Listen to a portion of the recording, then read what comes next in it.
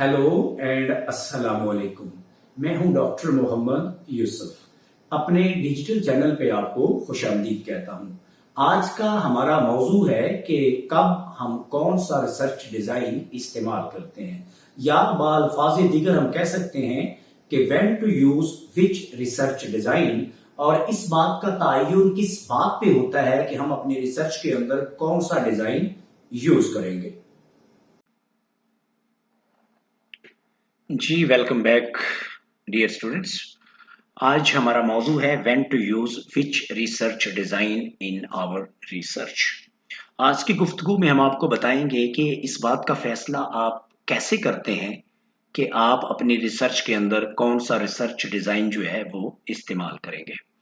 तो choice of a research design, यहाँ से हम शुरू करते हैं। A choice of a research design in a research study reflects decisions about the priority being given to range of dimensions of the research process। यानी हम research design का इंतखाब कैसे करेंगे, इस बात ये बात जो है ये इसमें बहुत से फैक्टर्स इन्वॉल्व हैं रिसर्च प्रोसेस के अंदर, लेकिन डिपेंड करता है कि हम प्रायोरिटी किसे देते हैं, हम तरजीह किसे देते हैं। However, taham, the most fundamental thing that determine the choice of research design we use in our research is research question of our study। यानी बहुत सारे डायमेंशन हैं, रेंज ऑफ डायमेंशन हैं जो हमें मदद करते हैं इस बात का तयन करने के लिए कि हम रिसर्च डिज़ाइन कौन सा यूज़ करेंगे। लेकिन इन सब से जो फंडामेंटल चीज़, जो बुनियादी चीज़ है, वो रिसर्च क्वेश्चन होता है जो हमें गाइड करता है, जो हमें हेल्प करता है कि हम कौन सा रिसर्च डिज़ाइन जो है वो अपनी रिसर्च के अंदर यूज़ करेंगे।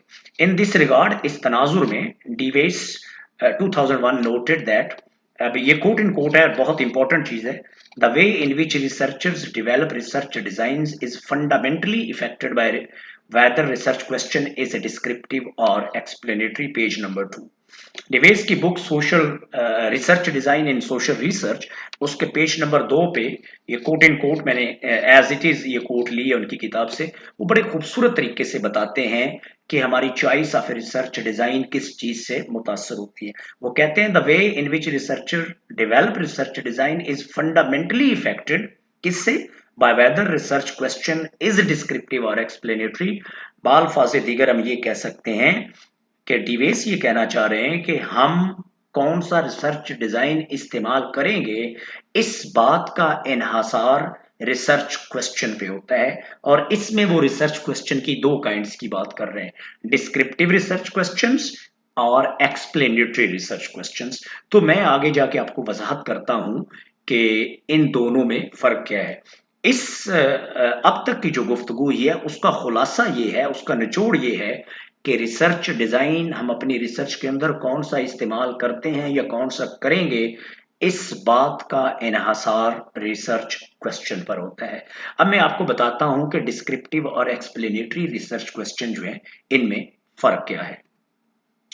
To put it more explicitly, थोड़ा सा इसको वजाहत के साथ अगर बयान करें, इंग्लिश में इसका उर्दू में ये मतलब होगा, the purpose of a research guides our choice of research design. यानी हमारा पर्पस क्या है, रिसर्च क्यों हम कर रहे हैं, डिस्क्राइब करने के लिए कर रहे हैं या एक्सप्लेन करने के लिए कर रहे हैं, उस ये जो बात है ये हमारी चॉइस ऑफ ए डिजाइन को अफेक्ट करती है।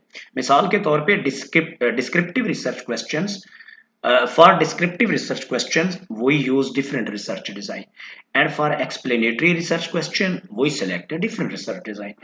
यानी अब इस बात का खुलासा ये हुआ कि अगर हमारा सवाल जो रिसर्च प्रोजेक्ट के अंदर हम प्रपोज करते हैं, जो फार्मुलेट करते हैं, अगर वो डिस्क्रिप्टिव इन नेचर होगा तो हम एक डिफरेंट किस्म का रिसर्च डिजाइन यूज करेंगे। लेकिन जब सवाल एक्सप्लेनेटरी होगा तो हम वही डिजाइन इस्तेमाल नहीं कर सकते जो हम डिस्क्रिप्टिव क्वेश्चन के लिए करते हैं। इसका मतलब ये हुआ कि the nature of research question determine the nature of research design. Keep this distinction in view, यानी इस फर्क को मलहूज़ खातर रखते हुए Bremen 2012 page number 45 presents 4 divisions.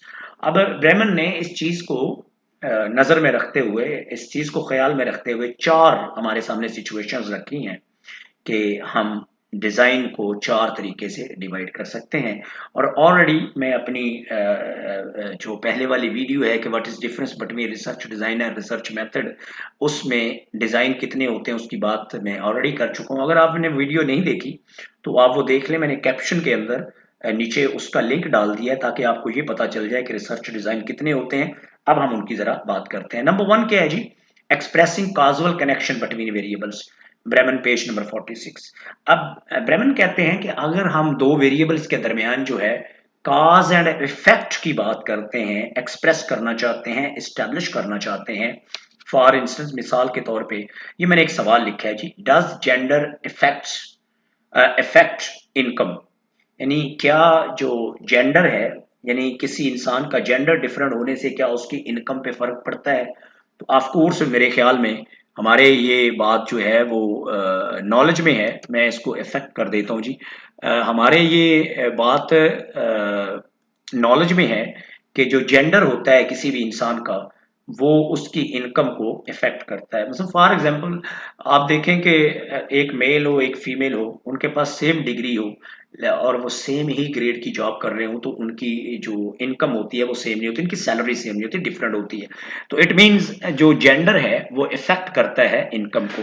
For such kind of question, यानी ऐसे क्वेश्चन जिनमें हम इफेक्ट की बात करते हैं, दूसरे लफ्जों में जिनमें हम काज एंड इफेक्ट की बात करते हैं, काजुअल रिलेशनशिप्स की बात करते हैं, we use experimental research design. यानी ऐसे सवाल जो दूसरे अल्फाज में एक्सप्लेनेटरी रिसर्च क्वेश्चंस होते हैं और उनके अंदर काज एंड इफेक्ट की बात होती है, हम ऐसे सवालों के लिए एक्सपेरिमेंटल रिसर्च डिजाइन यूज करते हैं। The reason is that the cause and effect can only be investigated by using experimental research design. और जो इंपॉर्टेंट बात है सबसे ज्यादा याद रखने की, कि जब कभी भी आप काज एंड इफेक्ट की बात करते हैं, आपका सवाल जो है वो काजुअल नेचर का है, उस वक्त आप रिसर्च डिजाइन जो यूज करेंगे वो एक्सपेरिमेंटल रिसर्च डिजाइन होगा, क्योंकि जो दूसरे डिजाइन है उनसे काज एंड इफेक्ट इस्टेब्लिश नहीं किया जा सकता, और अगर कोई करता है तो वो बहुत मिस्टेकन अप्रोच है। It's not possible, specially with cross sectional design. मुमकिन नहीं होता, क्योंकि हम डाटा एक ही टाइम पे कलेक्ट करते हैं। इसकी बात हम आगे थोड़ा सा जाके इसकी वजाहत करते हैं। तो पहली बात का खुलासा, पहले पॉइंट का खुलासा ये हुआ कि जब हमारे जो सवाल हैं वो काज एंड इफेक्ट पे मबनी है, तो उस वक्त हम जो रिसर्च डिजाइन इस्तेमाल करते हैं वो एक्सपेरिमेंटल डिजाइन यूज करते हैं। दूसरी बात, generalizing to large group of individual then those actually forming a part of investigation, Bryman. अब जब हम एक छोटे सैंपल को स्टडी करके फाइंडिंग्स को बड़ी पॉपुलेशन के ऊपर हम जनरलाइज करना चाहते हो, अप्लाई करना चाहते हो। फॉर एग्जांपल ये सवाल देखें जी, whether unemployment and mental health are associated, यानी अनएम्प्लॉयमेंट और जो मेंटल हेल्थ है या वेल बीइंग है, क्या उसके दरमियान ताल्लुक है? अगर आप, और इसमें हम क्या करते हैं, हम एक सैंपल लेते हैं। सैंपल लेने का तरीका जो है वो जाहिर है, हमारे पास दो तरह की सैम्पलिंग टेक्निक्स होते हैं, प्रोबेबिलिटी सैम्पलिंग है, नॉन प्रोबेबिलिटी सैम्पलिंग है। हम उनको यूज करके पॉपुलेशन से एक रिप्रेजेंटेटिव सैंपल लेते हैं। जितना सैंपल रिप्रेजेंटेटिव होगा उतनी जनरलाइजेबिलिटी ऑफ द फाइंडिंग्स बेहतर होगी, बालफाज़े दीगर उतनी एक्सटर्नल वैलिडिटी बेहतर होगी। तो जब हमारा मकसद ये हो कि हम वेरिएबल्स के दरमियान एसोसिएशन मालूम करना चाहें या छोटे सैंपल को स्टडी करके फाइंडिंग्स को बड़े सैंपल पे जनरलाइज करना चाहें, तो उस वक्त हम we use cross sectional design to answer this kind of questions. बालफाज़े दीगर ये डिस्क्रिप्टिव क्वेश्चंस होते हैं इस तरह के। तो for answering descriptive questions in our research we use cross sectional design. The cross-sectional research design is used to investigate whether variables are related with one another or not. अब cross sectional design के अंदर हम ये नहीं बता सकते कि एक वेरिएबल दूसरे वेरिएबल में चेंज का सबब बनता है। क्रॉस सेक्शनल डिजाइन से हम सिर्फ ये बता सकते हैं कि किस तरह दो या दो से ज्यादा वेरिएबल जो हैं वो आपस में रिलेटेड हैं, आपस में एसोसिएटेड हैं, या उनके दरमियान आपस में ताल्लुक है। ठीक हो गया जी। अब तीसरा पॉइंट है जी, having a temporal that is over time appreciation of a social phenomena and their interconnections. लेकिन जब टेम्पोरल ऑर्डर आ जाए, वेरी इंपॉर्टेंट, टाइम ऑर्डर आ जाए, यानी जब हम किसी फिनोमेना को, किसी इशू को, किसी मूवमेंट को over the long period of time track करना चाहते हूं, उसमें अमाउंट ऑफ चेंज मेजर करना चाहते हूं, और टाइम 1 और टाइम 2 और टाइम 3 ये अब लॉन्गिट्यूडनल डिजाइन की बात आ रही है ना, जब टेम्पोरल आर्डर आएगा तो डेफिनेटली लॉन्गिट्यूडनल डिजाइन आ जाएगा। तो उस वक्त ये भी ब्रेमन के पेज नंबर 46 पे चीज मौजूद है जी। For example, how the voter make up his mind in a presidential campaign to vote. अब ये क्वेश्चन बहुत मशहूर स्टडी जो मास कम्युनिकेशन में पब्लिक ओपिनियंस की जो बहुत इंपॉर्टेंट और बहुत मशहूर स्टडीज हुई, उनमें से ये एक स्टडी है और इसका नाम है द पीपल चॉइस।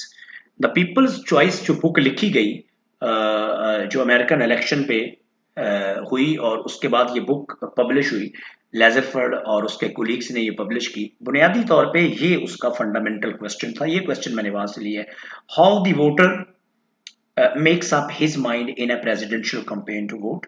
और बुनियादी तौर पे उस किताब में इन्वेस्टिगेट ये करना चाह रहे थे कि वोटर ये कैसे फैसला करता है कि उसने वोट किसको देना है प्रेसिडेंशियल कैंपेन के अंदर। तो ये उन्होंने इसके अंदर उन्होंने लॉन्गिट्यूडनल डिजाइन इस्तेमाल किया और 6 माह तक सेम सैंपल ऑफ पीपल जो उन्होंने लिए थे उनको उन्होंने ट्रैक किया। यानी जनवरी में उनके इंटरव्यू किए, फिर फरवरी में, फिर मार्च में, फिर अप्रैल में, फिर मई में और फिर जून में। 6 मंथ तक उन्होंने ट्रैक किया। तो ये जो इस तरह के क्वेश्चन होते हैं जो ट्रैक करते हैं चेंजेस को over a period of time, उनको हम लॉन्गिट्यूडनल डिजाइन कहते हैं। This was the main question of a famous longitudinal study in which respondents were tracked for a long period of 7 months with a personal interview to measure their opinion। तो ये जो मैं बात कर रहा था उसकी वजाहत हो गई। तो इस क्वेश्चन के अंदर स्कॉलर्स ने लोगों की जो ओपिनियन किस तरह चेंज होती है, कि किस तरह वो ये इस बात का तयन करते हैं, इस बात का डिसीजन करते हैं कि वो वोट किसको देंगे। उन्होंने over the period of 7 month उनके इंटरव्यू किए हर महीने और उनसे सवाल पूछे, जिसका फंडामेंटल क्वेश्चन ये था। तो ताकि ट्रैक किया जा सके कि कब, कैसे और किस तरह से उनकी ओपिनियन चेंज हुई कि वो किसको वोट देंगे। अगर इस तरह का सवाल आपके पास हो जिसमें over the period of time आप चीजों का कंपैरिजन करना चाहते हो, ट्रैक करना चाहते हो कि चीजें किस तरह चेंज हुई हैं, हम इस तरह के सवालों के जवाब के लिए लॉन्गिट्यूडनल डिजाइन इस्तेमाल करते हैं। ठीक हो गया जी। और लॉन्गिट्यूडनल डिजाइन जो है वो दोनों तरह की स्टडी के लिए सूटेबल होते हैं, डिस्क्रिप्टिव के लिए भी और एक्सप्लेनेटरी के लिए भी। एंड देन ये जी उसकी मैंने वजाहत की हुई है, थोड़ी सी और कर देता हूँ। This study give birth to the book title the people's choice, how the voter make up his mind in a presidential campaign. और ये देखिए सेकंड पार्ट, ये जो सब टाइटल है बुक का वही क्वेश्चन उसका सब, by the Paul F Lazarsfeld, Bernard Berelson and the colleague. Likewise, the grant study is one of the most ambitious longitudinal studies. It attempts to answer a philosophical question that has been central to human existence since the beginning of time.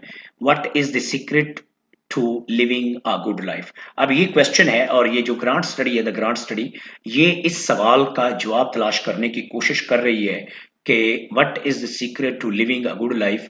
अब definitely इस सवाल को over the period of time track किया जा रहा है। अब ये जो स्टडी है ये 1942 में शुरू हुई और अब तक ये स्टडी, ये देखें, began in 1942 and this study continues to this day. और आज भी ये स्टडी जारी है और स्टडी का मेन सेंट्रल सवाल क्या है, what is the secret to living a good life. तो ये जो है वो ट्रैक कर रही है लोगों को। और ये हो कहाँ रही है, मैं थोड़ी सी इसकी और वजाहत कर देता हूँ। It does so by studying the lives of 268 male Harvard graduates who are interviewed at least every 2 years with the help of questionnaires, personal interviews, and gleaning information about their physical and mental well-being from their physicians. That's very important. I mean, इसमें जो sample, इस तरह की study को वैसे हम panel studies कहते हैं, जो कि मेरे आने वाले एक लेक्चर में आप इसके बारे में इंफॉर्मेशन हासिल कर पाएंगे। तो ये जो पैनल स्टडीज होती हैं ये लॉन्गिट्यूडनल जो डिजाइन होता है उसके अंदर कंडक्ट करने का एक तरीका होता है। तो ये जो 268 हार्वर्ड ग्रेजुएट्स मेल हैं उनको ट्रैक किया जा रहा है, कब से, 1942 से लेके अब तक। और सवाल क्या है, what is the secret to living a good life. इस तरह के सवालों का जब आप जवाब तलाश करते हैं अपनी स्टडी के अंदर या जवाब तलाश करना चाहते हैं तो आप लॉन्गिट्यूडनल डिजाइन यूज करते हैं। And then the last and the fourth one, understanding behavior and meaning of that behavior in its specific context. Bremen, page number 46. In other words, balfaz digar, it is a detailed study of an individual, organization or a movement, etc. For example, a research question that case study of a local school in Lahore that promotes active learning. अब ये सवाल है, चूंकि लाहौर आ गया तो एक community की बात आ गई, इसका मतलब है हम एक कम्युनिटी के एक स्कूल को इन डिटेल स्टडी करना चाहते हैं. इट मीन्स ये केस स्टडी है. For answering this kind of question वो यूज केस स्टडी डिजाइन. जब आप किसी केस को, फर्ज करें हमारे पास बहुत सारे न्यूज चैनल हैं, शुरू कर दें आप डॉन न्यूज से शुरू कर दें, Geo news, ARY news, express news, Dunya news, Bol news, okay, Bol television, I mean so on. लेकिन आप अगर सारे टेलीविजन को स्टडी करेंगे तो शायद आप उतनी इन डेप्थ इंफॉर्मेशन नहीं ला सकते. लेकिन अगर हम फर्ज करें, अगर हम पॉलिटिकल पोलराइजेशन को, keeping political polarization, current political polarization in view, तो हम कोई दो चैनल ले, फर्ज करें हम एक इस तरह करते हैं जी, एक जियो ले लेते हैं और एक ARY ले लेते हैं. हम इन जब दो न्यूज चैनल्स को as a representative of the news channel study करेंगे तो हम ज्यादा in depth, in detail, extensive किस्म की इंफॉर्मेशन लेके आएंगे जो हमें जो न्यूज चैनल्स हैं उनके बिहेवियर को समझने में मदद करेगी. इस तरह की जो स्टडीज होते हैं, इस तरह के जो क्वेश्चंस होते हैं, उनके लिए हम जो डिजाइन यूज करते हैं उसे केस स्टडी डिजाइन कहते हैं. Few renowned case studies include street corner society. ये जो इब्तदाई तौर पे जो केस स्टडीज लिखी गई उनमें से एक है, बहुत रिनाउंड केस स्टडी है. One interesting difference between designs, that is experimental research design, cross sectional research design and longitudinal research design deal with variables. ये मैं बात जरा थोड़ी सी वजाहत के साथ बयान कर दूं कि experimental research design, cross sectional design और लॉन्गिट्यूडनल रिसर्च डिजाइन, इनमें जिन चीजों को हम स्टडी करते हैं वो वेरिएबल्स होते हैं. और इन कंट्रास्ट इसके बरक्स केस स्टडी डिजाइन में जिन चीजों को हम स्टडी करते हैं उसमें केसेस होते हैं रादर देन वेरिएबल्स. बहुत इंपॉर्टेंट बात है ये. जिन 1989 उन्होंने अपनी किताब में लिखा है कि in contrast case study design deal with cases rather than variables. तो जब हम केस स्टडी को स्टडी करते हैं तो हम बुनियादी तौर पे केसेस को स्टडी करते हैं, वेरिएबल्स को स्टडी नहीं करते. जबकि जो एक्सपेरिमेंटल डिजाइन है, क्रॉस सेक्शनल डिजाइन है और लॉन्गिट्यूडनल डिजाइन है, उनमें हम वेरिएबल्स को स्टडी करते हैं. तो ये भी एक बहुत बड़ा फर्क है केस स्टडी डिजाइन का बाकी डिजाइन के साथ. ओके जी, इस सारी चीज का खुलासा और निचोड़ बयान करते हुए मैं ये कहूंगा कि हम अपनी रिसर्च के अंदर कौन सा रिसर्च डिजाइन यूज करते हैं, इस बात का इन्हसार होता है हमारे रिसर्च क्वेश्चन पे. जिस तरह का हमारा रिसर्च क्वेश्चन होगा उसी के मुताबिक हम अपने रिसर्च डिजाइन का अपनी स्टडी के अंदर इंतखाब करेंगे. ये आज की गुफ्तगू है और उम्मीद है कि आज की गुफ्तगू के बाद आपको कम से कम ये क्लैरिटी जरूर होगी कि आप रिसर्च डिजाइन अपनी रिसर्च के अंदर कैसे उसका इंतखाब कर सकते हैं. Mean cutting the long story short, when to use which design in your research. इसके लिए जो मैंने कुछ रिसोर्सेज यूज किए जी उनकी ये वजाहत है. ब्रेमन है, ये किताब ऑलरेडी मैं मेंशन कर चुका हूँ. मिचेल है, case and situation analysis, the sociological review ये पेपर है. और फिर what makes us happy, the Atlantic, और फिर जिन की किताब है. These are the sources. उम्मीद है कि आपको लेक्चर पसंद आएगा. अगर पसंद आए तो फीडबैक जरूर दीजिएगा. अगर आपकी कोई कंफ्यूजन हो तो आप नीचे कमेंट्स बॉक्स में कमेंट्स लिखिएगा, मैं उनके जवाब दूंगा. इस तरीके से हम एक लर्नर्ड और इन्फॉर्म्ड साइंटिफिक कम्युनिटी की तश्कील कर सकते हैं. यहाँ पे हम अपने इश्यूज को डिबेट कर सकते हैं. We can agree, we can disagree, and we learn how to agree to disagree.